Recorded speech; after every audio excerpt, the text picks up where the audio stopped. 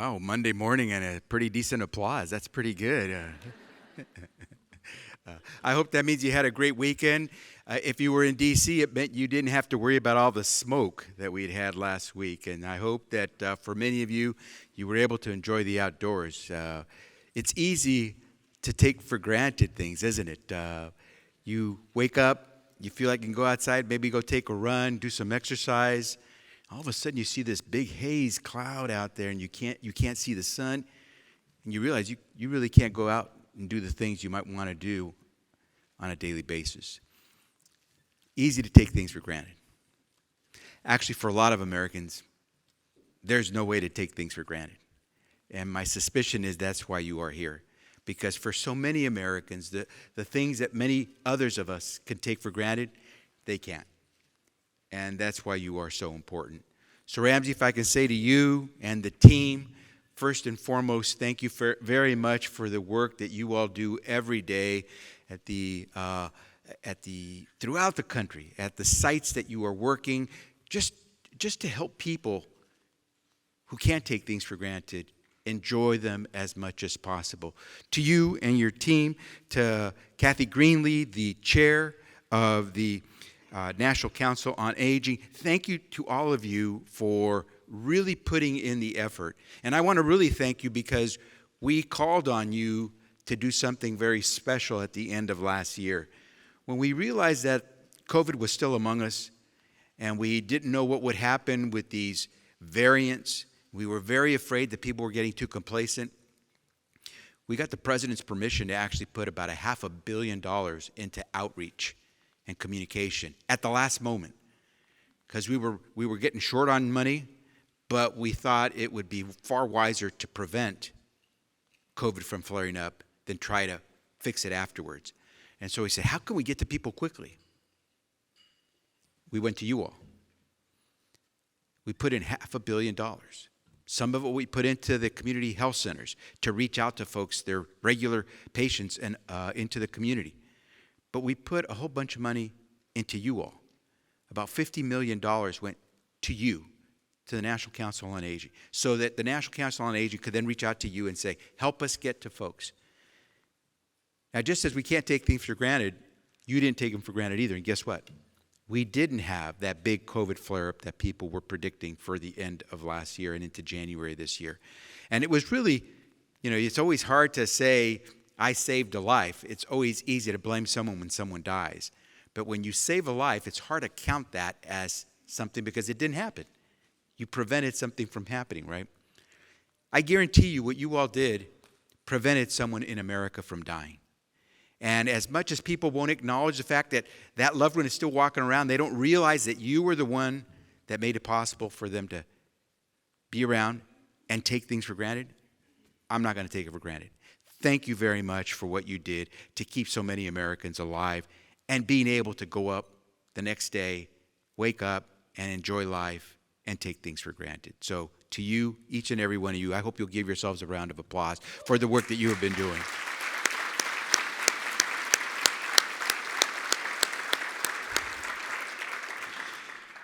Now, I want to join Allison Barkoff, who's going to speak after me, who's our acting director of our Administration for Community Living, has been just a fabulous champion for folks throughout her life, whether in the aging or disability community or just generally families, for the work that she has done. But we both want to be here to acknowledge one of your champions that you are recognizing today, our Deputy Assistant Secretary of our Administration for Community Living. Edwin Walker is going to be recognized by you all during this time. And I just want to say to our folks, whether it's Mr. Walker or whether it's Ms. Barkoff, but the teams that we have who work with you, I want to acknowledge them right now because you're going to have to help me with that because we don't pay them enough, and I got to keep them on staff. So if you could help me thank Mr. Walker in advance and all of our team, Allison and the rest, I'd appreciate that.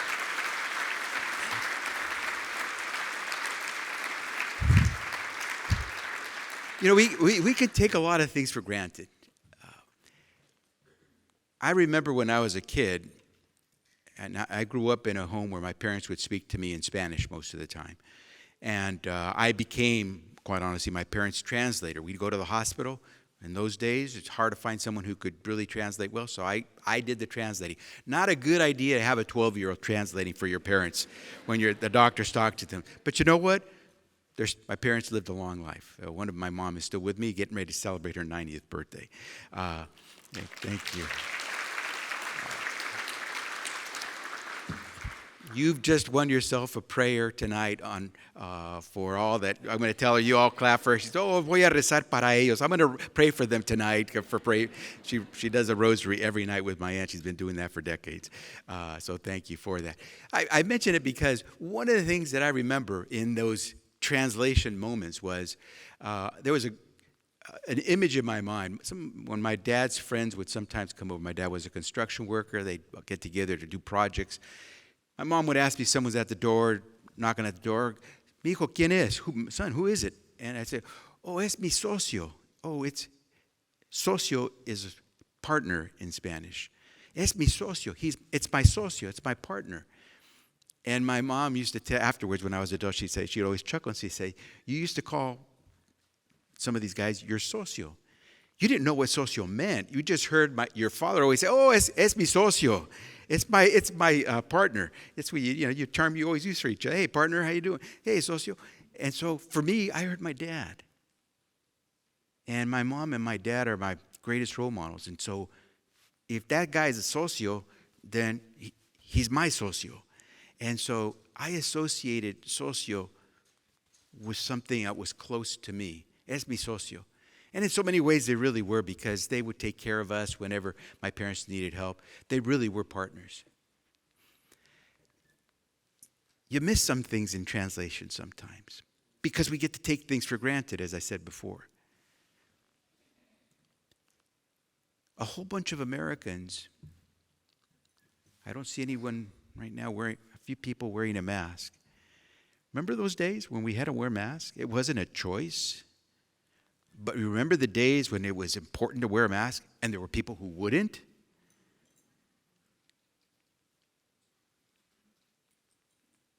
Some people take things for granted at their expense, at our expense. We can't afford to do that. We have to be socios. We have to be partners in these things.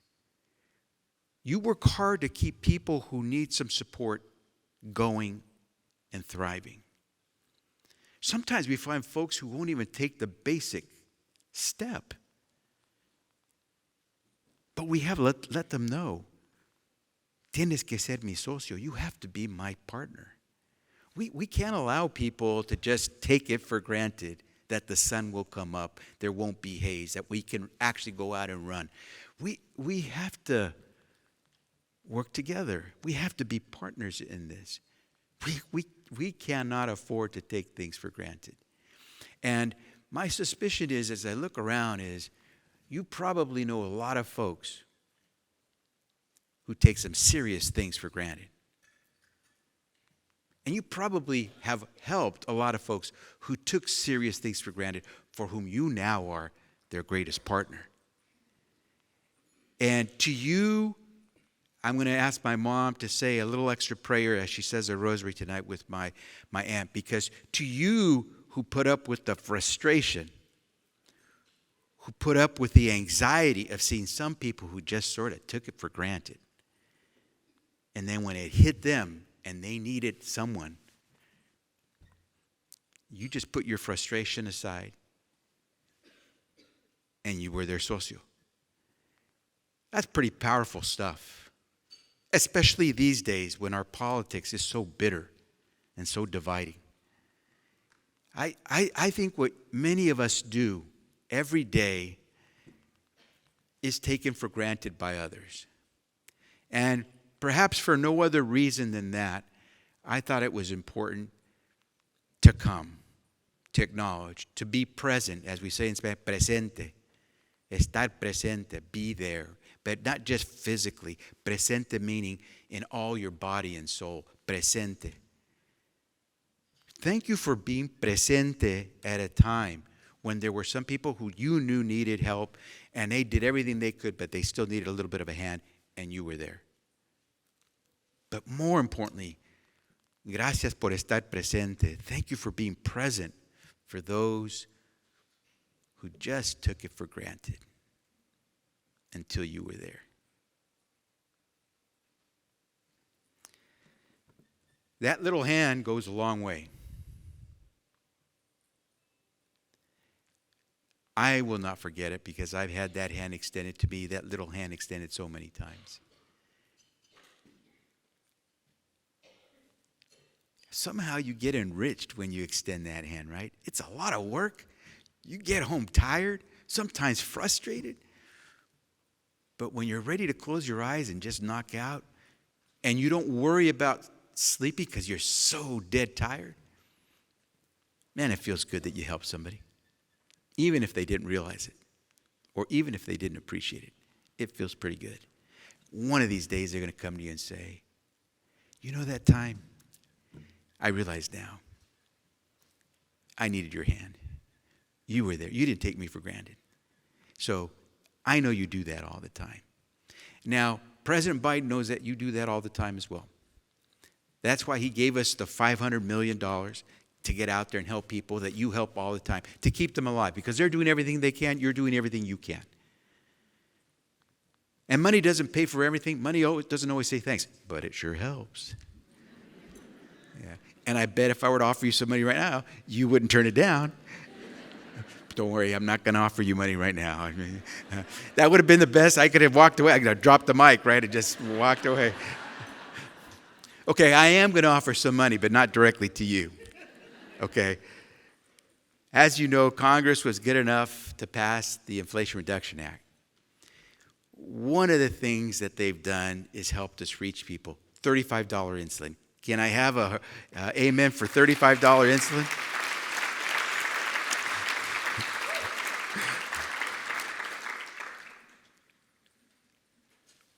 We just announced another batch of pharmaceutical companies who raised their prices for their drugs above inflation. So guess what? They're going to owe Medicare a rebate for overcharging beyond the rate of inflation. And you want to hear some really good news? In September, we're going to announce the first 10 drugs because of the Inflation Reduction Act, the president's new lower-cost prescription drug law. That's going to allow us to actually, for the first time in our nation's history, negotiate the price that pharmaceuticals charge for the drug they're putting on the market for Medicare recipients. September. Stay tuned. But I know, because I know who you are, I know how hard you work, I know that when you put your head on that pillow at night and you've gone through all that hard work and sometimes the frustration, but you're ready to sleep, I'm going to give you a little extra good news. Last week, we got sued by Merck, one of the pharmaceutical companies. That is great news. Let me tell you why it's great news. It's usually not great news, but I'm a former attorney general, so I'm accustomed to suing and being sued. And I had a great time and a lot of success suing a former president 122 times. So we did a lot of good work keeping the Affordable Care Act alive and a number of other things. But let me tell you why it's such great news that Merck sued the U.S. government, the Department of Health and Human Services, and the Secretary of Health and Human Services. Because they're afraid that we're actually going to bring the low prices of drugs down. They're suing us on this new law that lets us actually negotiate prices. We haven't started. I just told you, September, we're going to announce the first 10 drugs.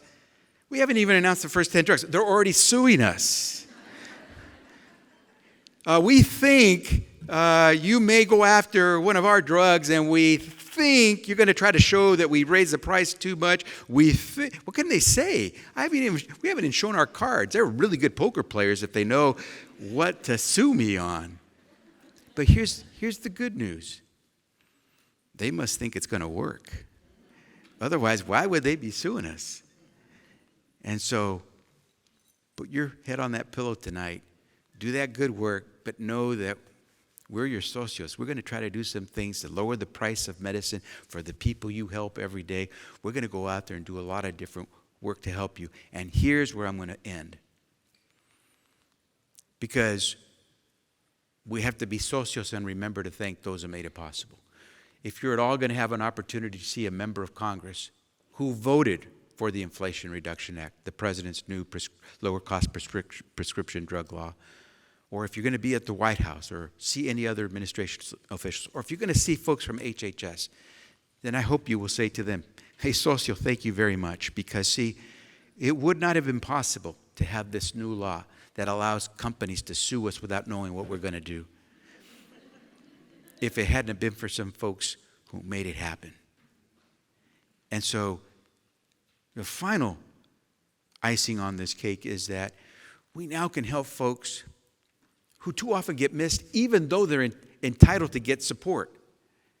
We know that there are a whole bunch of folks who would qualify to get certain Medicare benefits right now, even without the Inflation Reduction Act, but haven't been getting them.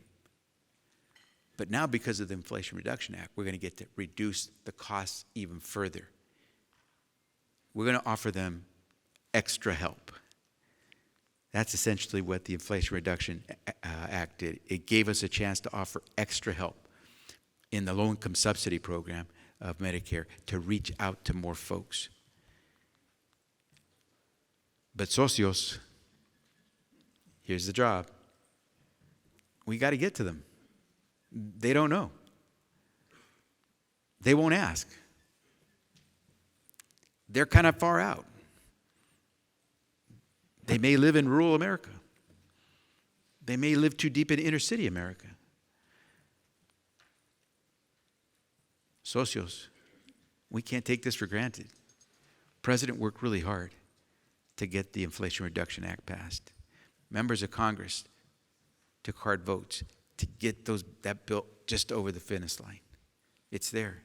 We're getting sued because of the work that the President did. We're going to have to defend this law.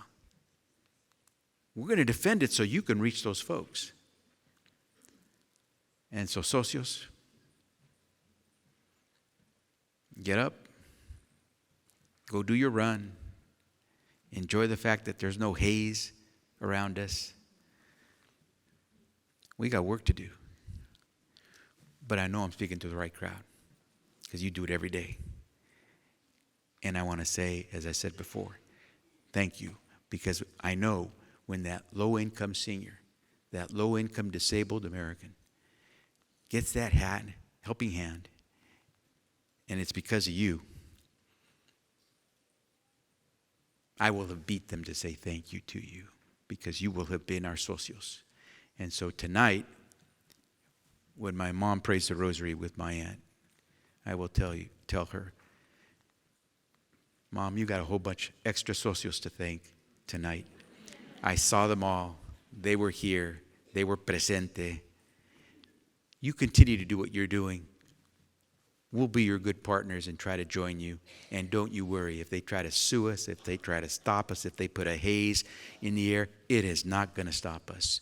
We're going to do this. We're going to get to people because that's what we do all the time. And we're not looking for a thanks.